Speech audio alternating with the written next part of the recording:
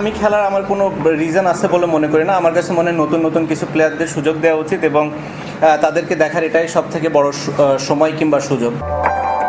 ওয়ানডেকে বিদায় বলতে ভেবে রেখেছেন আগামী বছর চ্যাম্পিয়ন্স ট্রফিকে, যদিও সরকার পরিবর্তনের পর অবিশ্বাস্য চাপ আর নানা বোঝার কথা স্বীকার করেছেন নাম্বার 75। আপনারা সবাই জানেন যে এটা কেমন ধরনের কেস ছিল কিংবা আমি ওই সময় কোথায় ছিলাম, আমার কাজ কী ছিল কিংবা আমি কি করছিলাম। তো এই বিষয়টা নিয়ে খুব বেশি একটা বলতে চাই না। আর একটা জিনিস যেটা সদ্য হয়েছে, আমার লাইফে আমি কোনোদিন আসলে নিজে থেকে ট্রেড করে নিই। কেউ যদি এটা বলে যে এই ট্রেডিং নিয়ে কথাও বলেছি, আমাকে প্রমাণ দিলে আমি খুশি হব। বিদায় বেলায় মাঠেও সবচেয়ে খারাপ সময় পার করেছেন সাকিব আল হাসান। চোখের সমস্যা, হেড পজিশন ঠিক না থাকা, আঙুলের ইনজুরি, অফ ফর্ম সবকিছু মিলিয়ে একাদশে থাকা নিয়েও প্রশ্ন উঠেছিল। সেসবকে ইতিবাচক হিসেবে দেখছেন সাকিব। যে কোনো ক্রিকেটার যদি তার আশানুরূপ